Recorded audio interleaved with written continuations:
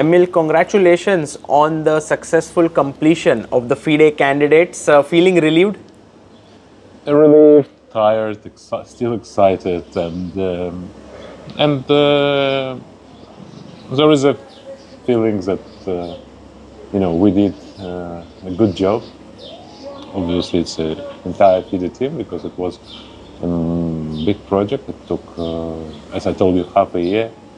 And in a good cooperation with Cap St. George, obviously, because their team were real partners in this event, and we're very happy.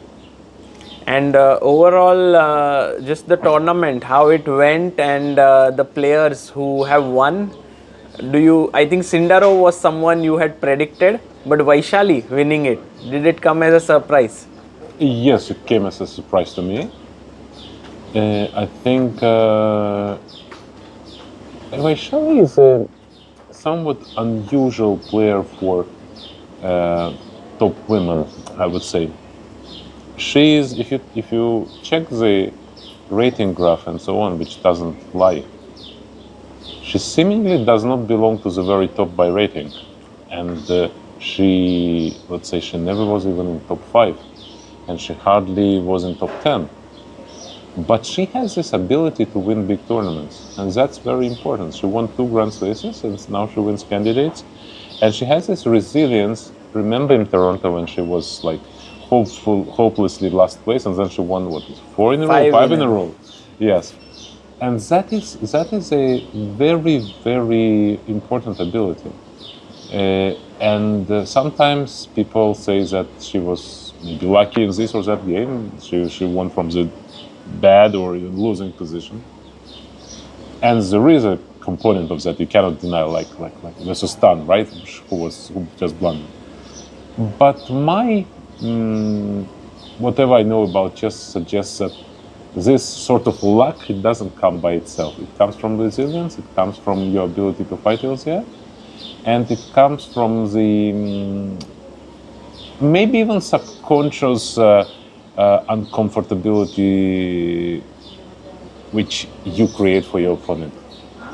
It can be in various ways. It can be in a pace she plays with. It can be, for example, she oftentimes finds herself in a time trouble, or almost always lower times than her opponent. Maybe that provokes mistakes from her opponent as well. And overall, I think she fully deserved it. She won the final decisive game as well versus Katerina Lagnush, who was in herself fighting for some of the top spots. Maybe not for the win at this place, although theoretically she could have won. And I think that's a reward for the dedication and devotion to chess, which Vaishali has been showing throughout the years.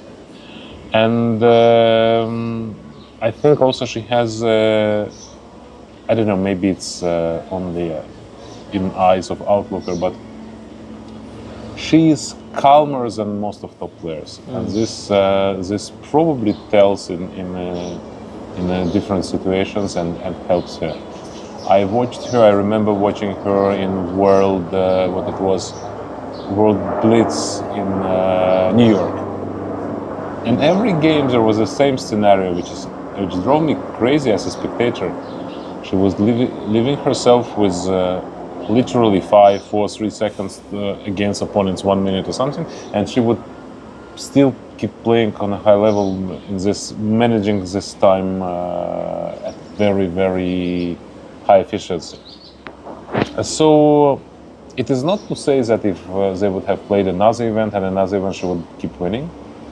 But it's also not to take from her winnings by saying, wow, she won, but she was lucky, or she is lower rated and this or that player is stronger. No, I think the competition, this women's candidates was exceptional in the way that basically no matter who had won it, nobody would be surprised. Really nobody. It was very open. Okay, Tan had a very bad tournament to her standards, and but in general she's of course a very strong competitor and former world champion, and qualified again and again for the match. So it is full praise to Vaishali, and I also like the way she takes it. She's not, she's not hyping up any stories around. She's just doing her chess, she obviously was excited, and the family was excited, the mom, and we were happy for them. I think she can be a good role model of taking chess seriously and getting what bearing the fruit, basically. That's a very nice take. Now that these two champions have been crowned, the world is already looking forward to the World Championship matches. In fact, there's so much interest around it. Gukesh versus Javokir Sindarov and Ju Wenjun versus Vaishali. Your thoughts on first these matchups? Of course, Gukesh and Sindarov, I think that would be one of the most exciting matches, at least in recent times. Not only the two youngsters and so on, but also the personalities. I mean, they both are very, I wrote about it, I mean, they're very driven, very energetic. When they go, you could feel it. I mean, the sense of it, even Magnus doesn't have it. And Magnus is a genius, but he doesn't have this flair which these two have.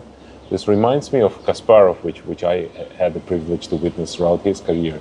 This, he passes and you feel this outburst of energy coming and so on. So these both Gukesh and... Oh, how do you feel it? Like, because you say that it's different from Magnus. Yeah. In what sense? It's sort of an energy field which you have around them. It is with Magnus you don't feel it. With Magnus you rather feel like a fate of destiny. When you play with him, that is something that is very dominating, and in terms of let's say that his superpower. And so with these guys, they're not as good maybe yet in pure chess terms, but energetically, intensity, yeah? Intensity, yes, yes. They're like supercharged. And there are several players. Nodirbek is another example, a player of the same intensity.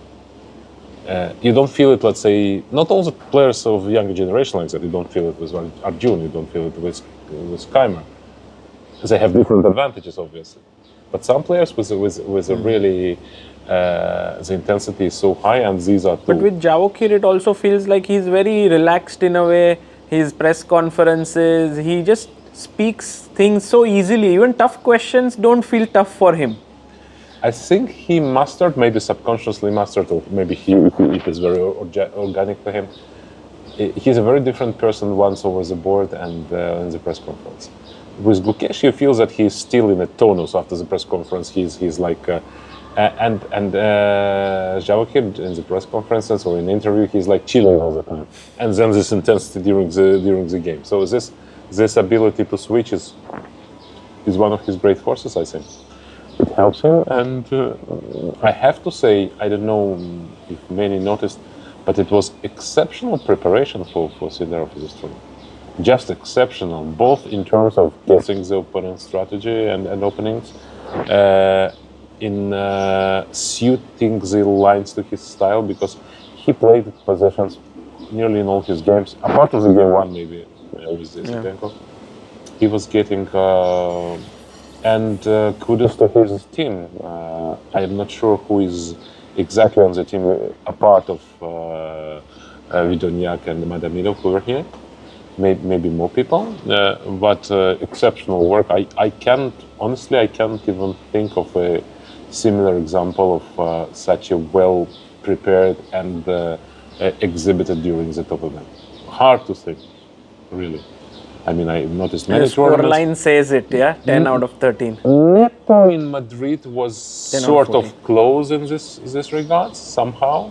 But even there, it was not quite, because he was at least losing against Nakamura in one game in the second round. And in some other games, it was not that smooth. It was like... Maybe Gukesh in Toronto, or...? No.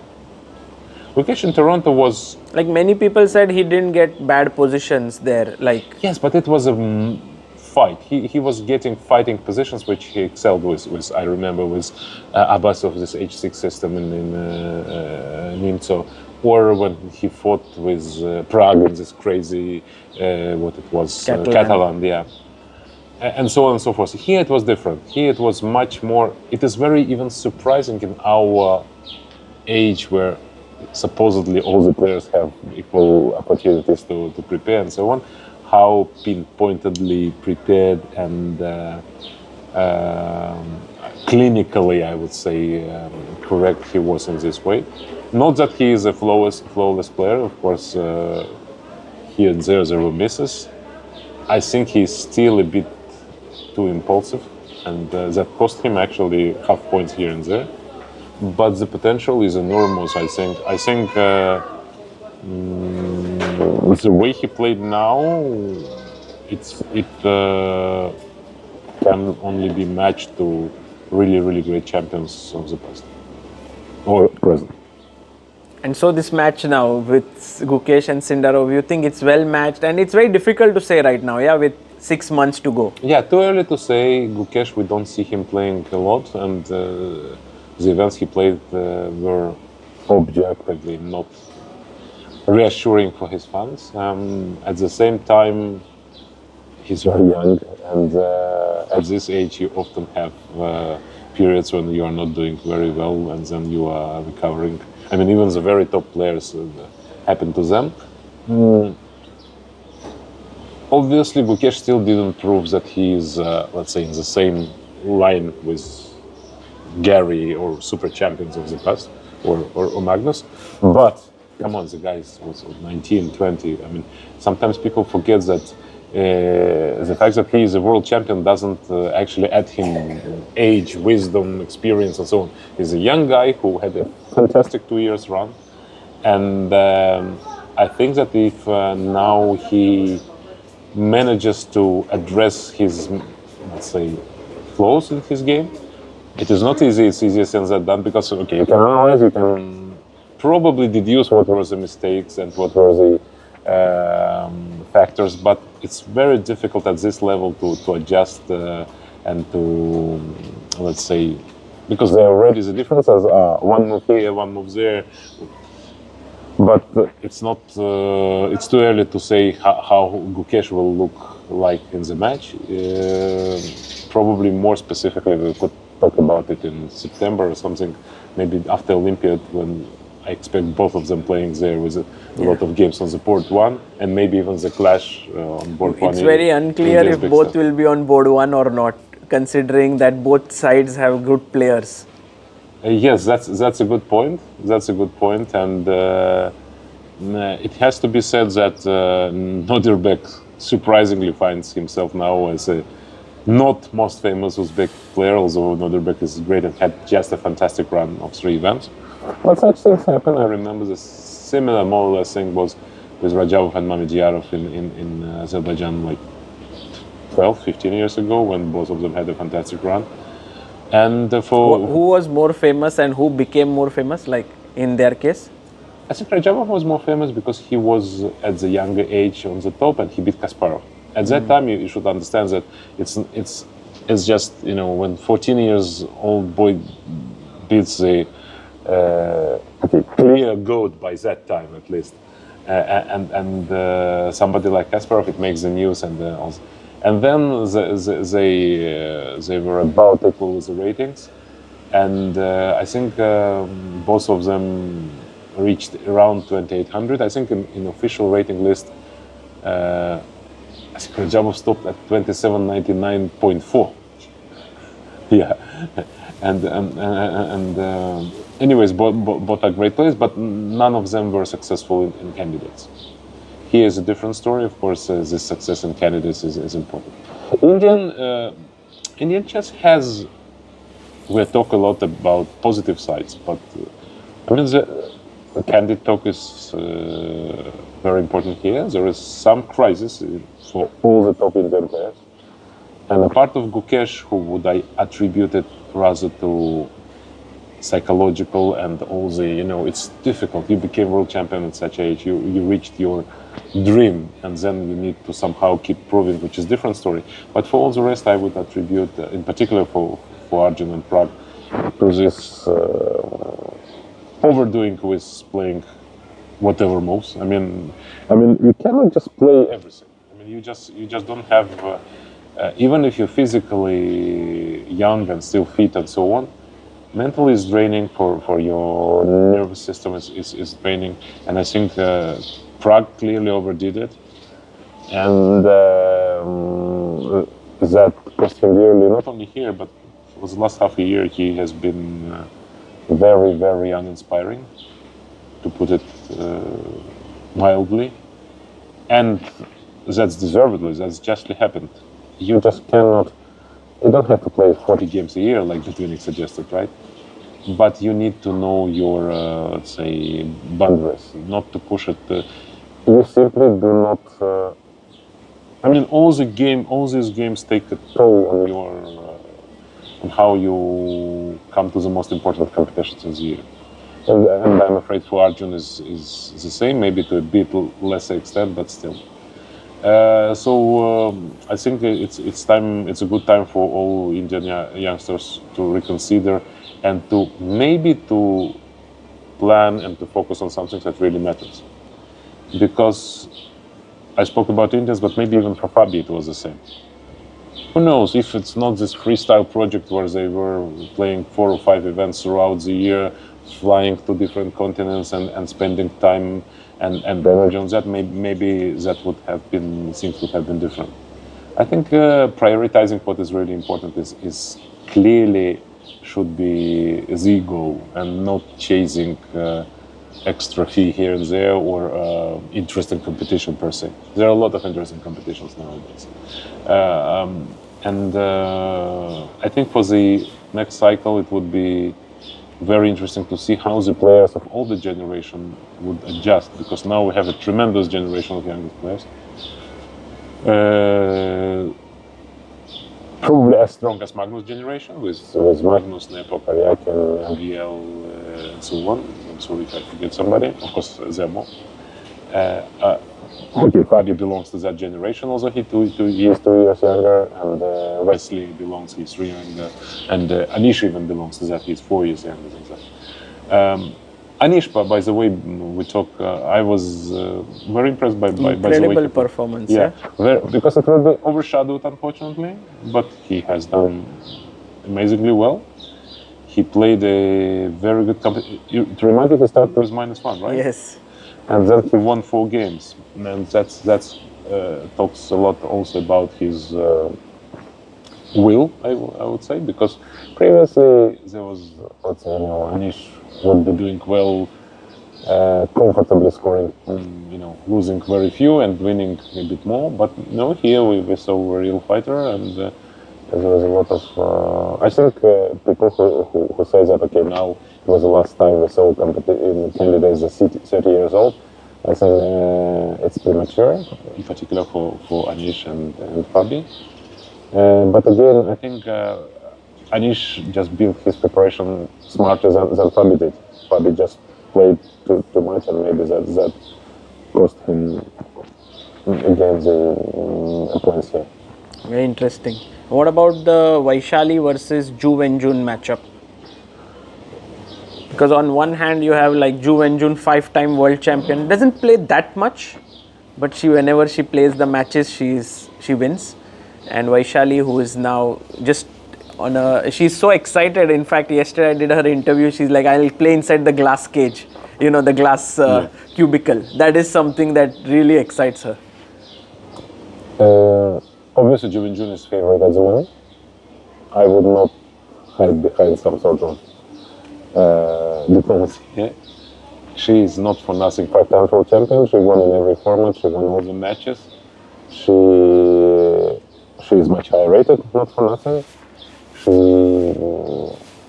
And she has an experience in matches. That's also very important. Because match is a total different script. Because you don't need to score +4. You need to score +1, basically. And how the psychology works and how is your ability to, let's say, impose your strategy on your opponent and so on. And for Vaishali, it will be very difficult. But the time works into her favor. She's much younger. She's still progressing, while it would be difficult to say that Ju is, she just, I think she's she has a has peak or around her peak somewhere. They played, I think, at least for 2 years now. They have played in Norway Chess, and it's interesting to trace the stats there. I don't remember. I think it's just draws and 1 loss for Vaishali.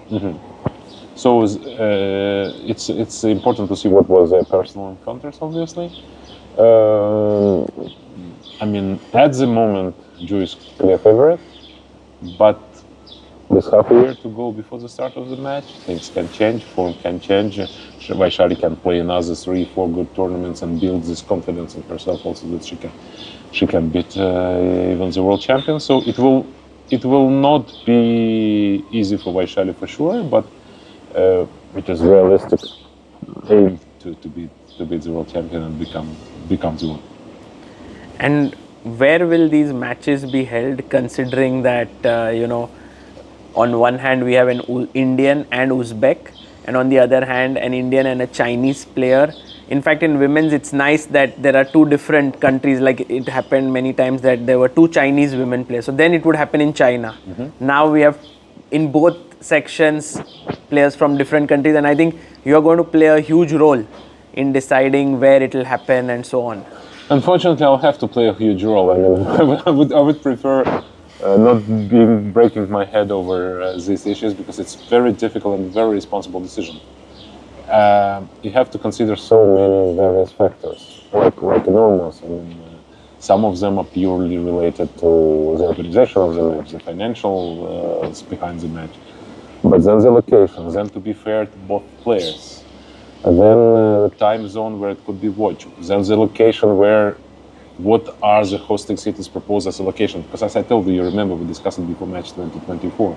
It's very important that the World Championship match retains a high level, and it's not just played just somewhere. I mean, nicely, but it should be the thing. There's so many considerations. Obviously, we have our plans, but we will anyways open a tender. Typically it happens at the beginning of May. The same thing like last year. So it would take a few weeks, 3 weeks maybe from now to open a formal tender. And then we shall see what countries would bid for the event to be hosted at their country. It's a bit premature to say if it is even in which part of the world, or even if the 2 matches will be staged at the same place, or it would be in different locations. What one thing is for sure is that we had a very high bar with the previous World Championships, and as our custom goes, we would not go below this bar, but would try to raising it. Not easy, but I think we will have several good options to choose from. Amazing. It's like in the open section. So you said that both matches can actually happen at the same time as well. Is that a possibility? Because generally both the matches happen at different times.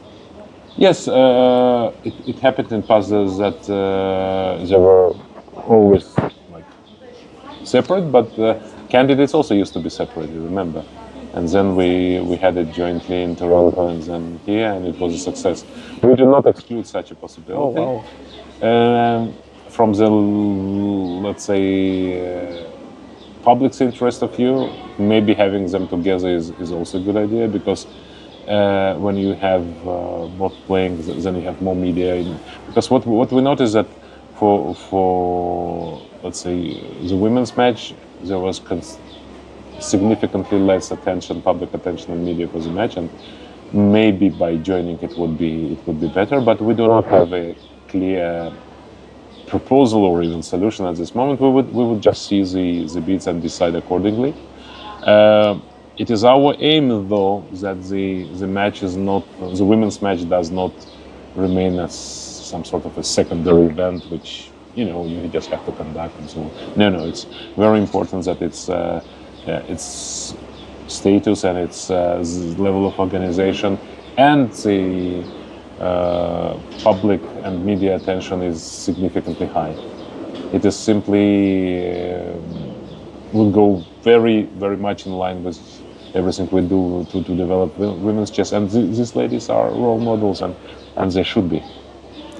So someone can actually think of organizing it together, which is very interesting. Maybe India becomes an interest, like for Indians it makes a lot of sense because they have one in both section. But is it possible for someone to kind of contact FIDE to, if they are interested to do it, or they have to do it through their national federations? They can contact us directly, but the formal bid should have at least a letter of how it's called, non-objection or something from National Chess Federation. So typically, it does not have to be organized by National Chess Federation, but it cannot be that somebody comes and against the will or interest or whatever National Chess Federation comes up with a project. So it should be coordinated with National Chess Federation. Have there already been any interests that have come in? This very morning, I had a conversation with actually about the women's match with very renowned organizer, and not only just general questions, but asking about the budget and budget for the event and how the itemization of the budget. So yes, the talks already started, but once again, the formal bidding would be only in May. So that would start in May because it just needs a procedure for such a bidding. I expect the interest to be quite high, in particular for Gukesh and Vaishali, because many people share the opinions that it will be, well, if not historic, but one of the most exciting times matches in recent times. Absolutely. And I mean, we are super excited that already the bids have started to come in and that people are interested, at least not bids, but interest is coming in. And also, will it happen in 2026, both matches, or will something go to 27 first half? Is it possible? Well, for men's match, it will happen in 2026 for sure. Because the calendar of events for top male players is very clearly defined. For women's, again, it is very likely to happen also in November, December. But for women, sometimes we really shifted because we do not want, if it would be, let's say, not in the same place, then it could be detrimental to women's match to be played at the same period as a men's match. Right. For the reasons that, okay, most of the media, as we know it, will be focused on the men's match, and then we don't want the event to be overshadowed. So for women's matches, there is a certain flexibility because, once again, the calendar for women's players is much less tight compared to men's. But for men, for sure, the dates are almost set. It will be November 25 to December 15, plus minus a couple of days. And lastly, I want to congratulate you for FIDE Grand Swiss that is going to be held in 27 in Isle of Man. I think that's a huge announcement with also prize fund increasing. I'm very happy we managed to pull it again. You remember I told you long ago how it all started, because in my being a top player or sub-top player, I don't know, whatever you define as top, it always was a dream to have a tournament like that, but there was no. You could have been a very strong grandmaster, but the only way you could have try and qualify to candidates was through World Cup, which is a system where a KO and you're out after one unsuccessful move. Yeah. And that was supported. My vision was supported back by Sai Scheinberg.